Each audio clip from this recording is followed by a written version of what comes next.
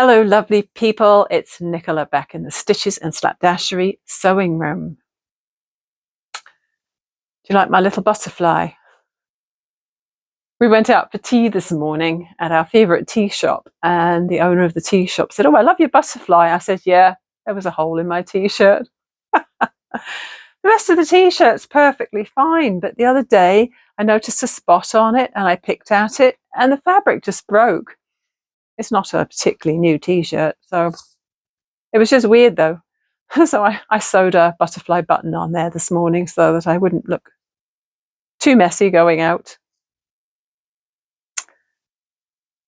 In case you haven't visited here before, I live in British Columbia, Canada, a very hot part of the world currently. It is July 20th. It's the weekend, and I am hiding in the relative coolness of my sewing room. Every Sunday, I have a table at a farmers and crafters market. It's outdoors, it's pretty close to the lake, so there is sometimes a little bit of a breeze, and it's on a grassy park, so at least we have that to be thankful for, that it's not a tarmac parking lot, but it is still exceedingly hot when the temperature is in the 30s. So this week I decided I was going to be proactive and get ready for 39 degrees. So what I've done is I pulled out my very precious batiks, my quilt cotton batiks. Now these are kept in a special drawer and I don't touch them very often because they're my favorite fabrics. Those and the K Facet ones. I have 2 fat quarter bundles of the Free Spirit fabrics, and those are also in my pile of favorites. But the batiks are definitely precious, and so they don't get cut up very often. This piece here is absolutely lovely. It's got pinks and oranges and blues and flowers. And so I had a big enough piece of it that I was able to cut a square about 27 inches. And this edge here is a selvage, so I didn't bother hemming that side. I just hemmed the 3 raw edged sides and made a bandana. And so what this is going to be tomorrow morning, this is going to be one part of my cooling kit so that I can get it wet. Excuse me if I hit the microphone. Get it wet, tie it around my neck, try and keep it a bit cooler because it's going to be super hot. The other thing I've done is, because I've been on a jag of sewing bucket hats lately, which took me by surprise. I took myself by surprise because I can't remember why I suddenly got into making bucket hats again. Once I've made one and realised it wasn't so horrendous, I made quite a lot of them, and I have sold a few. And the heat definitely, and the sunshine at the market definitely seemed to be inspiring people to need hats. And I decided to bust out another batik to make myself a bucket hat out of denim. I thought it wouldn't hurt to have some of my own merchandise on my head. Obviously, once I've worn this on a sweaty day, I'm not going to be selling it. This one is for me to keep, but I feel like I'll be advertising my wares. Now, bucket hats are not particularly sexy, I find, but I'm sure it's all in how you wear them. Right? You just got to carry it off as though you know you just look wonderful. So here's my bucket hat. I put a little frayed bit of hem. I frayed the ends and I threw it on there. It's wonky. That was probably my most slapdash part of the hat. The rest of it is actually not slapdash at all. And I cut one of the turtles out of the batik that's on the lining to applique it on the front. I also used, let me just go grab the thread I used. Hold on. I used a sludgy green thread to sew this together, but for the top stitching, I used this one. It's a variegated green.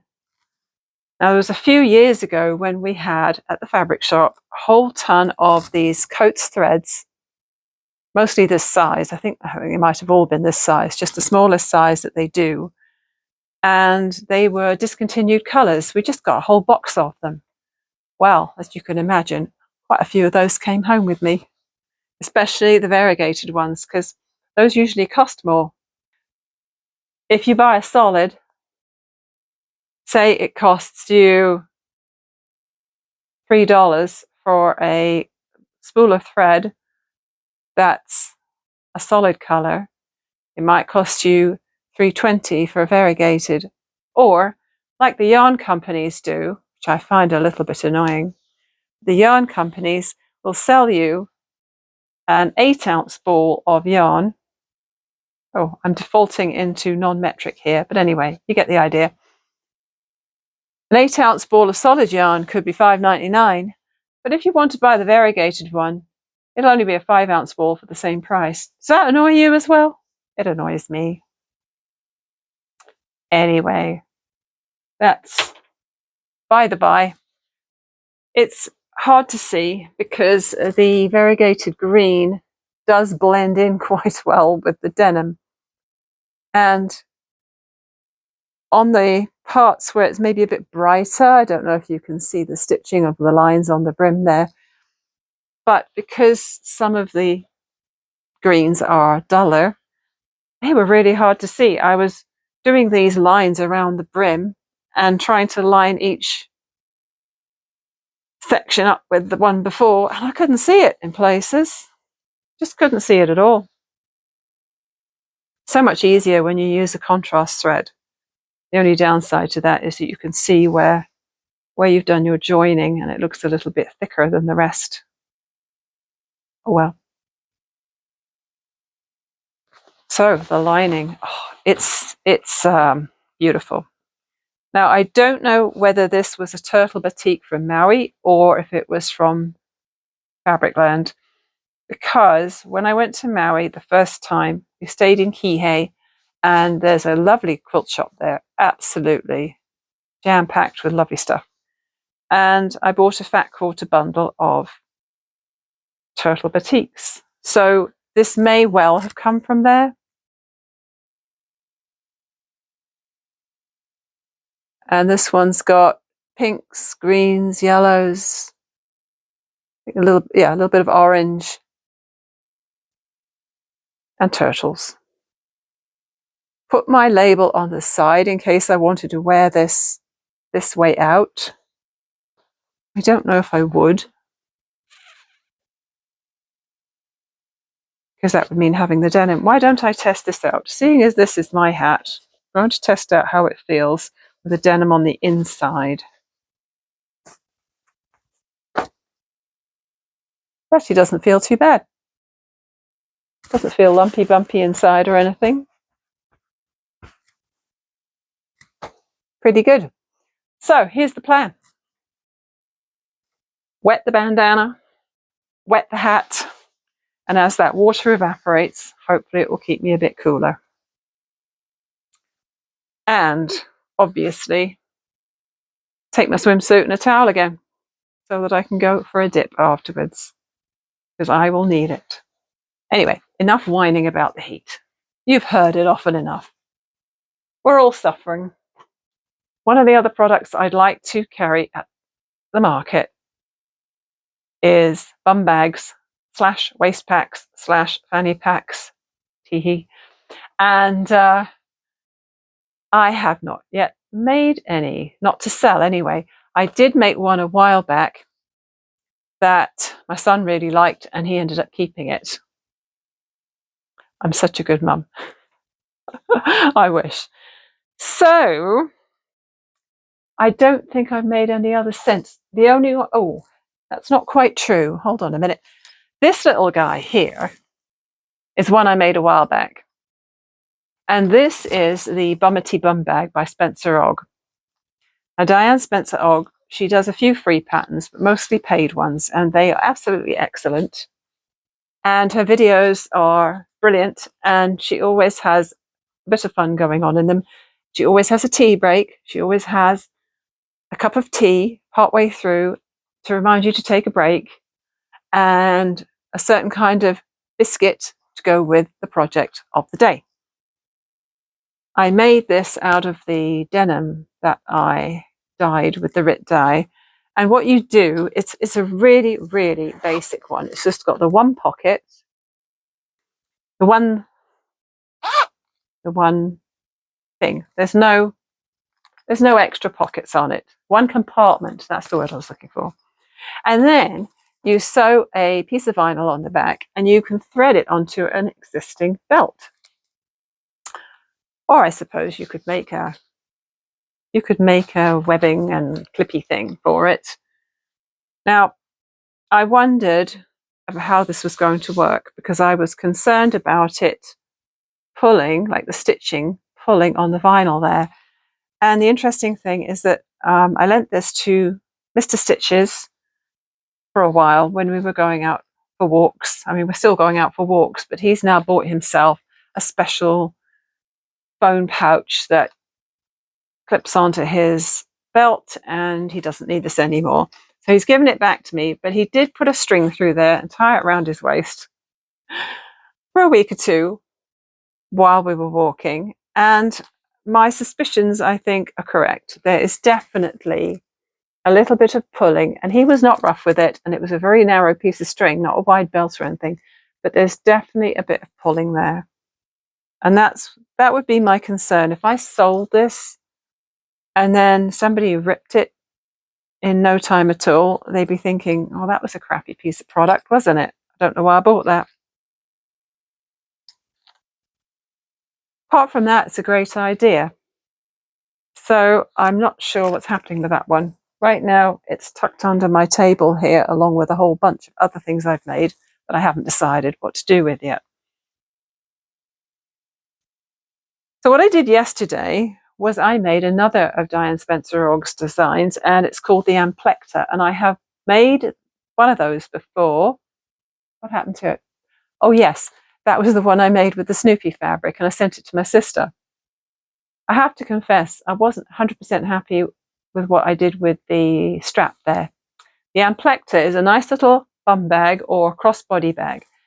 She shows you at least 3 ways of putting the straps on. You can have them out from the sides like a bum bag, waist bag, whatever you want to call it.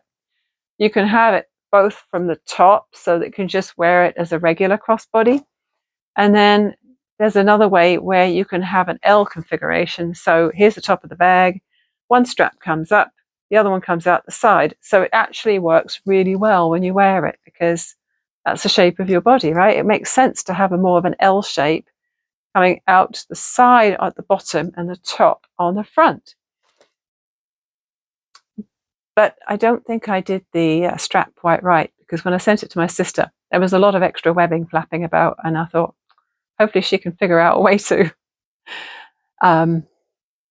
get it all to hold together so it doesn't look weird when she's wearing it. I hope she did. I hope she's used it. I thought it came out great. I also think this one came out great. This fabric is one that my youngest son bought me for Christmas in a little bundle that he bought. They were all different. It wasn't a fat quarter bundle or anything, but it was just a little pack of fabric. He'd been into the shop. He's very comfortable in Fabricland. He used to work there too. And he bought me this fabric, and I hope you can tell, it's definitely a blue-green. When I took a photo yesterday, it looked more blue, but there's definitely blue-green. And it's got sort of Canadian animals on, like bears and moose and wolves. So the Amplector has this slip pocket at the front, which you can fit a phone in or whatever you like. It does have the option of putting a low-profile magnetic snap on the front. When my friend made hers, she put a magnetic snap on the front to keep anything in. Diane doesn't do that on hers, but she does show you how to do it if you need to. or at least show you where to position it and when to put it in. And so I didn't put a magnetic snap on there this time either. I used my, of course, favourite rainbow zipper. And then the inside has this main compartment, but also a slip pocket. And the cool thing about this is you turn it through the bottom of the zip pocket. So the turning gap is sewn up and really subtly tucked away. You know how sometimes when you turn a bag and sew up the gap, it's a bit obvious. Well, not this time. So yeah, there's the lining, and I used a regular denim for that. It wasn't a pair of jeans, it was just some denim yardage. I had brought home this remnant a long time ago. And I did the configuration with just the waist pack, straps coming out the sides. I was going to use a metal slider and tri-glide, she calls them tri-glide and rectangle ring. But she says if you want to wear it as a waist pack, it's probably better to use a good old parachute clip. And I have a little stash of parachute clips and webbing over there. So I used webbing from the fabric shop, which is a nice soft polyester. It's not the hard, stiff stuff. I really like this. And it feels like it would fray or pill. And it probably will after a lot of wear. But I have made bags with this stuff and it's lasted really well. So I just cut the plastic parachute clip and a plastic slider off another piece of harder webbing, which I didn't want to use. So I'm really loving this, and I wanted to show it to you before it goes on the table tomorrow, just in case it sells. There's been a couple of times when I have sold something shortly after I've made it. So it's not beyond the realm of possibility that I could sell this tomorrow. And then I wouldn't be able to show it to you properly, would I? It's quite a bit of work. It took me 3 hours and 40 minutes, probably. I'm not counting the time it took me to cut out the templates, because obviously that's not one bag specific. But from the time I started cutting out fabric to the time it was finished was about 3 3/4 hours. There's a lot of stages to this. But yeah, it does come out well. I'm going to do the same thing as I did on the last vlog, I think, and just show you things as I make them and then build up the vlog in segments. That's the way I can talk about it while it's all still fresh in my mind.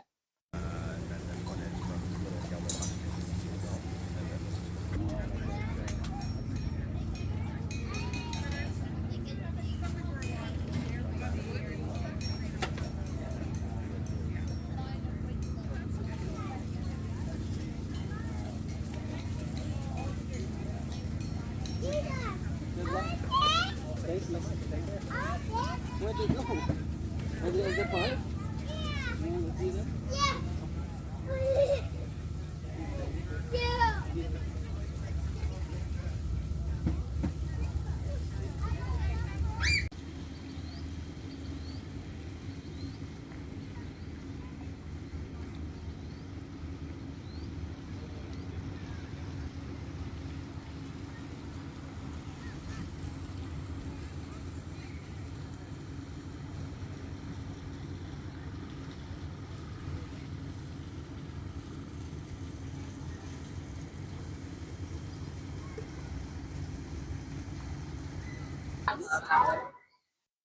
Well, I'm not dying, at least. I think it's around 1 o'clock in the afternoon. I have a wet hat on from when I sewed yesterday. I have a wet bandana and I have a damp skirt. I probably look a little red, but maybe mixed with a little bit of blue because of my tent roof being blue. But I'm alive. the challenge will be at 2 o'clock when everything gets packed away, and then we have to drag it all over to the curb to drive home, or rather drive to the beach for a swim and then home.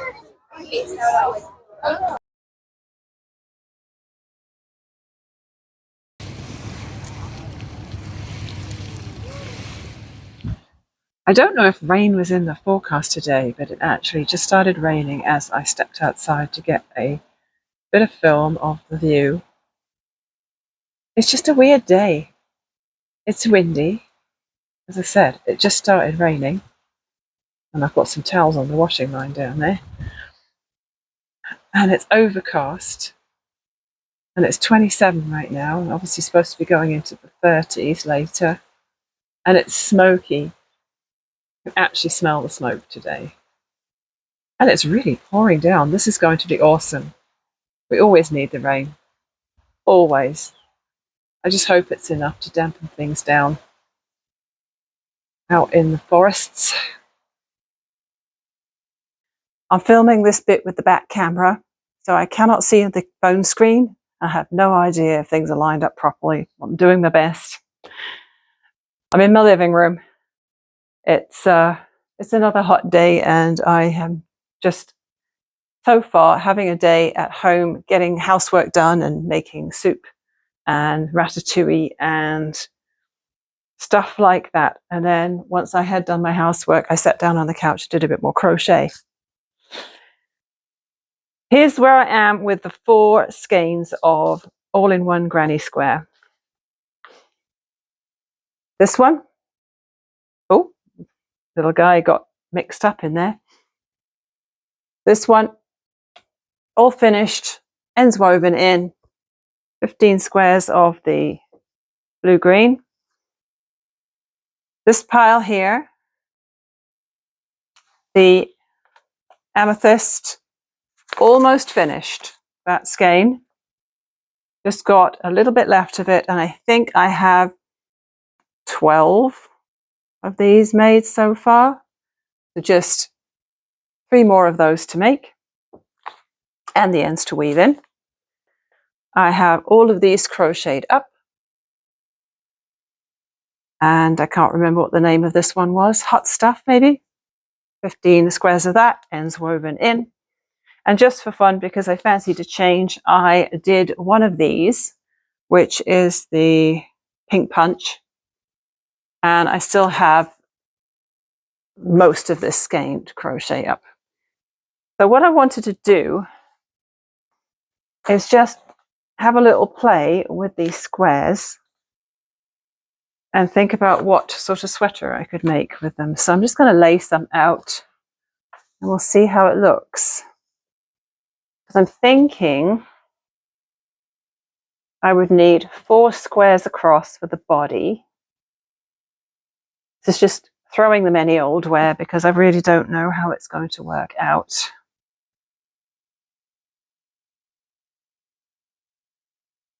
And I'm going to obviously have 4 of the things. I think I'm going to have to use all 4 skeins to make a sweater.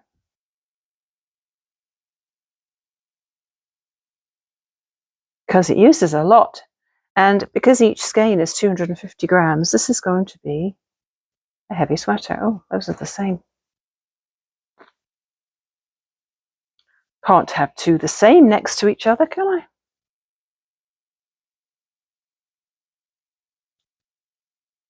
All right, so if you imagine that 16 squares is the front, then that works out.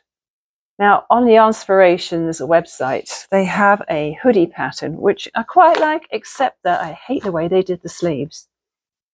On the sleeves, they've used, I think, two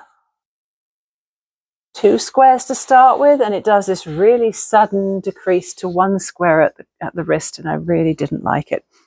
So what I thought I would try is,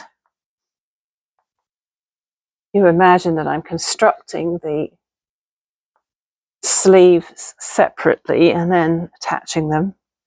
I was thinking maybe 3 squares. These squares are 6 inches. approximately. So what I could do is make the sleeves 3 squares around, so they're nice and roomy, not too big at the top and not too small at the bottom. So if you imagine that those are the sleeves, hopefully you can see this, and I'm not going to have to refilm it all. Oh, whoops. So the one thing for that is that I don't want to have it straight across at the top necessarily. So I might put some sort of triangular gusset in here to make it a little wider by the neck and then tapering down with the plain soft white. Or I may not have to do that actually. I may be able to just leave this part unstitched here for a neck and then add a hood. So if I was to add a hood, this may be getting completely off camera now.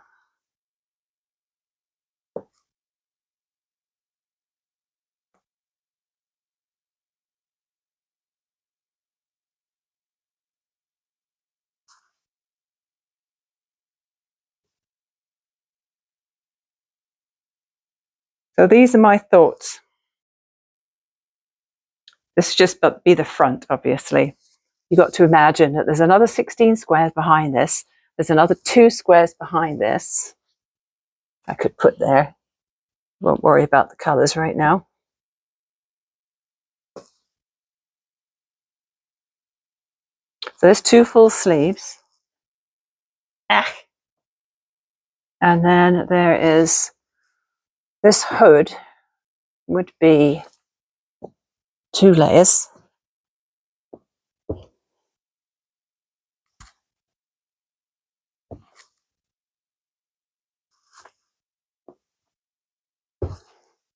So let's see, it would be 2 layers, 2 layers, and maybe if this comes up at the top of the hood,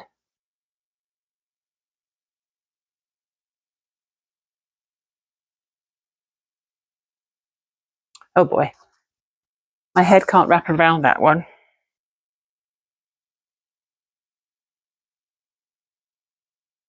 Now, if the hood's tall enough, as 12 inches, it would just join across the top, and then there'd be 2 down here and 2 down there. I think that would work. And then imagine there's 16 more back here. So a sweater, that's the sleeves. Oh yeah, and there's another thing I was going to do, but I may not need to. If this is big enough to have lots of room, I'll have to put a measuring tape around my arm. But that would be about 18 inches. So that should be big enough. What I did consider is that I could put a gusset in there.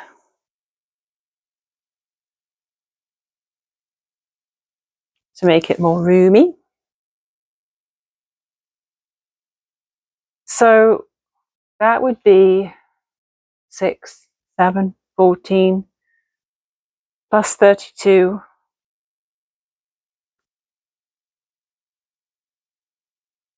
That's 54 squares, and 4 of these skeins make 60. So as you can see, I'm going to be using almost all of them on one sweater. You can see any major screw-ups that I've made in trying to figure this out. Do let me know in the comments. The hood I'm not sure about yet, but I can easily figure that out. When it was just going to be a hoodless sweater, I was thinking of adding the neck gusset on the sides so that it doesn't come right up to my neck. I can't stand slash necks on me. I have a long neck. If I wear a slash neck top, it just makes me look even longer necked and all out of proportion.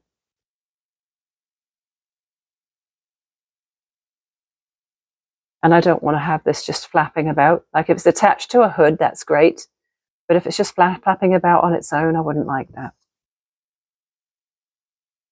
Although I could, I'm using the solid to edge everything, which I can do. I could edge the bottom and the cuffs and everything with the soft white. I could also edge this and make it into an overlapped placket here with a couple of buttons or something. But I like the idea of a hood. I think that would be fun. So a plan is coming together. I'm absolutely loving the colours in this. The bright pink and the aqua. Oh, so pretty. And I was wondering whether it would really go with all of these other things, but I need those squares and it's going in. It's going in.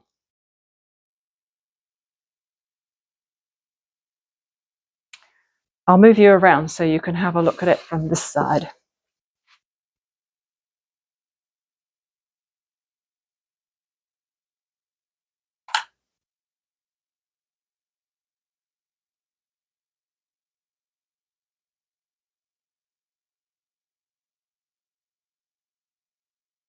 Here we are. What do you reckon? Yay or nay?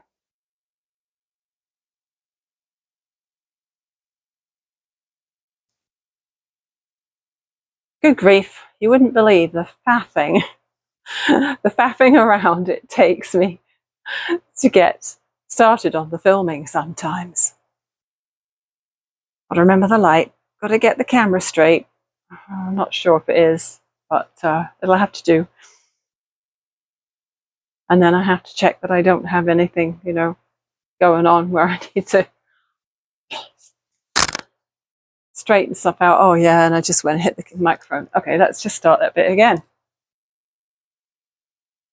I think when I'm making these videos, the most oft repeated phrase is, let's start that bit again. Quite a bit of editing out involved with these things. One day I'm going to have to do a blooper reel, just for fun. Normally my little cuts end up on the cutting room floor, but maybe I should save them and pop them at the end one day, just so you can have an extra laugh. I think this vlog has got long enough, so I'm going to leave that where it is. I'm going to carry on crocheting away on that granny square all-in-one yarn. I may make some more of the medium size bucket hats this week. I only have 2 because somebody bought one. It was not a great day for sales yesterday at the market. I sold 2 hats, that was it. The whole day. Well, it's 4 hours. It feels like a whole day by the time you've got there at 8. It takes an hour to set up. You're waiting for the market to open, but of course people are wandering through early anyway. So officially it was at 10 and it finishes at 2 and you're packing up and you don't get home till like 3:30.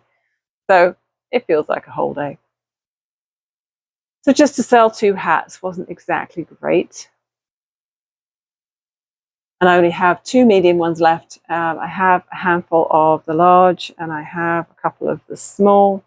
I did not sell the itty bitty baby hat. And I don't know if I'm going to persevere with making baby ones anyway. Right now, I am just getting the vlog sorted and I'll get it up. And I am also waiting to hear from my friend who did say she might invite me over for a swim in her pool today, depending on the weather. The sun has come out and it's definitely hot enough. So if she decides to get the cover off the pool, I'm going over there. If not, I'll probably do some more crochet or some more sewing, which I can show you next time. So for now, thank you very much for watching, especially if you made it to the end. And I'll see you next time for some more making. Bye for now.